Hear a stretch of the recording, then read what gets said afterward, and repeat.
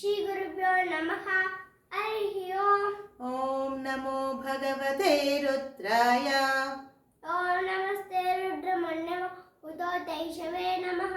नमस्ते अस्तु धन्वने बाहुभ्यामुत ते नमः।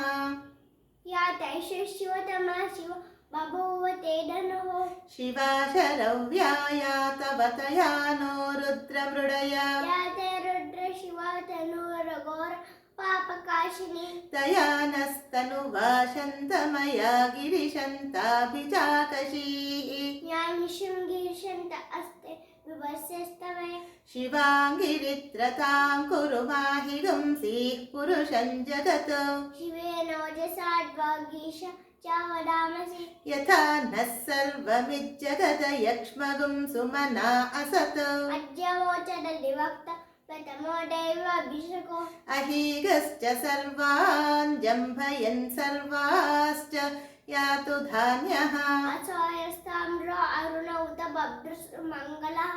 ये चेमागुं रुद्रा अभितो दिक्षु श्रिता सहस्रशो वैशागुं हेड ईमहे। असो व्यवस्थापति नीलग्री विलोहितः।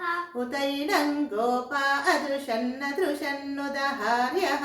उतैनं विश्वभूता षडुष्टोभिरयातिनः। नमो अस्तु नीलग्रीवाय सहस्राक्षाय मीडुषे। अतोये अस्य सत्त्वानोऽहं तेभ्यो करे नमः। प्रमुञ्च धन्वनस्त्वमुभयोराग्नियोर्ज्या। याश्च ते अस्तैष वक्परात् भगवोपा। अवतत्यधनुस्त्वगुं सहस्राक्षशते शुधे।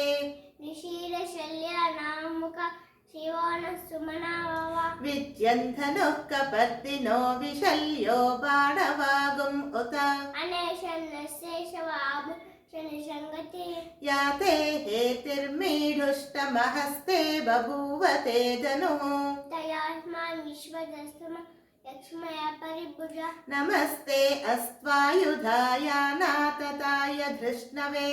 उभाभ्यामुदतेनं बाहुभ्यां तव जन्मने। परिते धन्वनो हेतिरस्मान् वृणक्तु विश्वतः। अतो श्रुतिस्तवारे अस्मन् निरहितं। श्रीशम्भवे नमः। नमस्ते अस्तु भगवन् विश्वेश्वराय महादेवाय त्र्यम्बकाय त्रिपुरान्तकाय त्रिकाग्निकालाय कालाग्निरुद्राय नीलकण्ठाय मृत्युञ्जयाय सर्वेश्वराय सदाशिवाय शङ्कर श्रीमन्महादेवाय नमः।